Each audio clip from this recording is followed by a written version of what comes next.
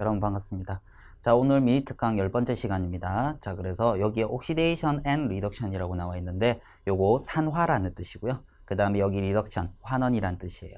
그렇게 해서 산화와 환원에 대한 어떻습니까? 형태를 제가 여러분들한테 설명을 드리고, 그리고 그 산화와 환원의 원리를 이용한 게 우리가 미용실에 가면 이렇게 뽀글뽀글 뽑죠? 자, 그걸 우리가 펌이라고 얘기합니다. 그래서 그 펌에 대한 원리까지 제가 설명을 해드리도록 할게요.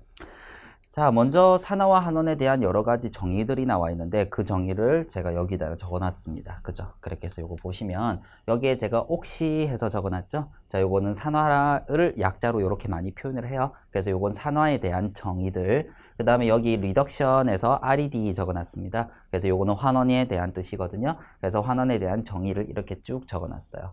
자, 보통 일반적으로 산소가 더해지면 산화다. 이렇게 이제 얘기를 하고 산소가 빠지면 환원이다. 그러니까 어떠한 화학 반응을 일으켜서 산소가 더 추가가 됐다. 이렇게 되면 우리가 산화라고 얘기하고요. 그 다음에 산소가 빠졌다. 그러면 우리가 환원이다. 이렇게 얘기를 하죠. 자, 그렇게 하고 그 다음에 여기에 수소. 자, 그래서 수소 같은 경우에도 빠지면 산화. 그 다음에 더해지면 환원이다. 이렇게 얘기하거든요. 그런데 보통 일반적으로 얘들이 산소하고 수소 같은 경우는 완벽하게 적용이 되는 개념이 아닙니다. 근데 우리가 고등학교 때, 중학교 때 이걸 이렇게 이제 간단하게 배우는데 완벽하게 100% 다 적용이 되는 개념은 아니거든요. 그렇게 해서 여러분들은 뭘 보셔야 되냐면 이 전자에 대한 개념을 보셔야 되고 이 전자에 대한 개념이 완벽한 산화환원에 대한 개념이다. 이렇게 생각하시면 되겠어요. 그래서 전자를 잃어버리면 우리가 보통 일반적으로 산화다. 자, 그래서 어떠한 화학 반응에서 이 화학종에서 전자가 빠져나가는 겁니다. 그래서 전자가 빠져나가면 산화가 됐다. 그 다음에 전자가 들어왔다. 이러면 환원이 되었다. 이렇게 얘기를 하죠. 자, 그리고 제가 여기다가 하나 더 적어놨죠. 이게 뭐냐면 옥시데이션 넘버라고 얘기하는데 우리가 산화수. 그래서 우리가 이온의 전하를 정수처럼 취급을 하는 그런 형태를 우리가 산화수라고 얘기하는데 이 산화수는 어떻게 됩니까? 이 전자와 굉장히 밀접한 관련이 있어요.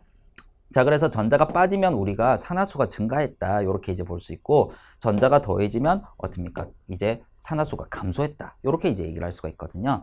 거기에 대한 단적인 예를 제가 여기다 적어놨습니다.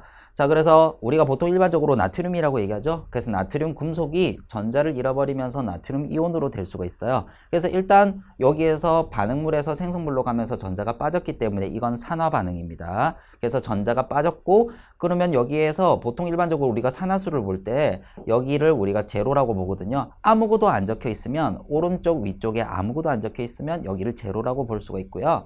자, 그러면 여기에서 뭐로 바뀌었습니까? 플러스 1로 바뀌었어요. 전자가 빠지니까 어떻게 됩니까? 이 산화수 값이 0에서 플러스 1로 증가했네요. 그죠? 자, 그래서 여기 잠시 보시면 전자가 빠지니까 어떻게 됩니까? 숫자가 증가했어요. 그죠? 전자가 빠지니까 얘들이 0에서 플러스 1로 전자가 그러니까 산화수가 증가했다. 그래서 결과적으로 요거 두 개는 가장 어떻습니까? 굉장히 밀접한 관련이 있는 어떻습니까? 형태다라고 생각하시면 되겠습니다. 자, 그리고 요것도 마찬가지. 자, CL이 전자를 얻어서요. 그 다음에 Cl-로 됐어요. 그래서 전자를 얻는 반응이니까 이거 환원 반응이다 얘기를 할 수 있고 이것도 지금 아무것도 안 적혀 있으니까 0이라고 보시면 되고요. 자, 0에서 얘들이 뭐로 바뀌었다? 마이너스 1로 바뀌었습니다. 그죠? 그래서 전자를 얻으니까 얘들이 마이너스 값이 돼버렸네요. 그죠? 그래서 숫자가 감소했다. 이렇게 이제 볼 수가 있어요. 그래서 산화수라는 요 개념 자체는 어떻게 됩니까? 이온의 전하를 정수처럼 취급을 하면 되는 건데 요게 어떻게 됩니까? 0에서 마이너스 1로 감소했다. 숫자가 감소했다. 전자가 들어오니까. 그죠? 자, 그래서 보셨을 때 환원은 전자를 얻고요. 그 다음에 이제 전자를 얻게 되면 어떻습니까? 숫자가 감소하죠? 그렇게 해서 숫자가 감소했다. 마이너스 됐다. 이렇게 생각하시면 되겠습니다. 그죠? 이게 산화환원에 대한 정의라고 생각하시면 되겠고요. 자, 그래서 결과적으로 제가 말씀드렸던 뭐 산소에 대한 개념이라든지 수소에 대한 개념, 그리고 마지막으로 전자에 대한 개념, 제일 정확한 개념은 전자로 설명을 하시면 된다는 거, 그렇게 해서 그거 생각을 하시면 되겠어요. 자, 그러면 우리가 어떻게 됩니까? 과학적인 일상생활에 대한 어떻습니까? 파마의 원리를 얘기를 해드리도록 하죠. 자, 우리가 보통 일반적으로 그 머리카락은 뭐로 구성이 되어 있냐면 주성분이 단백질입니다.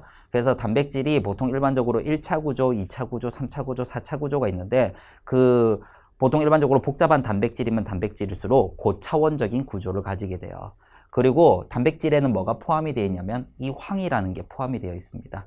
그래서 우리가 단백질과 단백질을 어떻게 합니까? 얘들이 연결시켜 줄 수 있는, 보통 일반적으로 부피가 너무 커지게 되면 얘들이 돌돌돌돌돌 말리게 되거든요. 그걸 우리가 폴딩 되어 있다, 이렇게 이제 얘기하는데, 그 폴딩 되어 있다, 보통 이제 어원 자체는 어떻게 됩니까? 우리가 예전에 스마트폰 말고 폴더폰이라고 있었어요. 그래서 폴더폰이 이렇게 딱 접잖아요. 그죠? 그래서 그런 것들처럼 어떻습니까? 단백질도 이렇게 길어지면, 얘들이 아미노산 사슬이 길어지면 얘들이 이렇게 꼬이고 접힌 구조를 가질 수가 있습니다.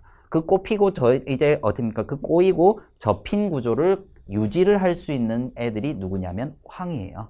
그래서 황과 황이 그 결합을 잡아줄 수가 있거든요. 그죠? 그래서 황과 황이 그 결합을 잡아주면서 꼬이고 접힌 구조를 가질 수가 있는데, 그게 일반적인 정상의 모발 구조입니다. 자, 그런데 여기에다가 우리가 펌어약을 처리를 하죠? 그렇게 돼버리면 요 황과 황의 결합이 끊어져요. 그러면서 여기에 모두 다 수소를 공급하는 요 형태. 그래서 우리가 환원제라는 것은 얘들이 뭡니까? 산화를 시킨다라고 생각하시면 되겠어요. 보통 이제 환원제에 대한 정의가 자신은 산화가 되고 남을 환원시켜주는 거거든요. 그렇게 해서 결과적으로 이제 이 산화를 할 수 있는 시약을 집어넣게 되면 이 모발이 환원이 되면서 여기에 수소가 다 붙게 돼요. 그러면서 이 황과 황의 결합이 끊어지거든요. 그죠? 그래서 이 황과 황의 결합을 끊어낸 상태에서 이걸 봉에 말아가지고 휘감는 거죠. 그래서 휘감아가지고 이렇게 뽀글뽀글 이렇게 해서 어느 정도 있는 거예요. 그러면 얘들이 이게 지금 그 꼬이고 접힌 구조를 뭐 했기 때문에 다 끊어냈기 때문에 이걸 지금 돌돌돌돌 마른 상태에서 이걸 이렇게 이제 유지를 할 수가 있고요.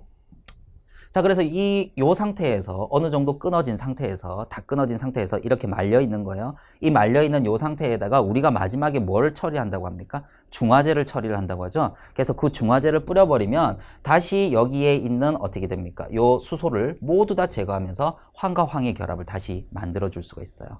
그래서 결과적으로 이렇게 꼬여 있는 상태에서 다시 어떻게 됩니까? 황결합을 유지를 시키기 때문에 그 꼬여 있는 상태를 그대로 유지를 할 수가 있는 겁니다. 그죠? 자, 그래서 우리가 파머의 원리가 말 그대로 어떻습니까? 한 번 더 요약을 해드리면요. 황과 황이 정상적인 모발 구조에서 이 황과 황의 결합을 끊어버리고, 그래서 다시 이렇게 어떻게 됩니까? 예쁜 모양을 잡은 상태에서 다시 어떻게 됩니까? 얘들이 중화를 시킨다. 즉 어떻게 됩니까? 산화제를 처리를 한다. 원래 중화제라는 말은 잘못된 표현입니다. 그래서 다시 산화제를 처리를 하게 되면 황과 황이 같이 결합을 하면서 얘들이 그 꼬인 구조를 그대로 유지를 할 수가 있는 거죠. 그렇게 해서 예쁜 머리를 만들 수 있다. 이렇게 생각하시면 되겠습니다. 그죠? 자, 다음 시간에도 재미있는 과학적인 원리로 다시 만나도록 하죠.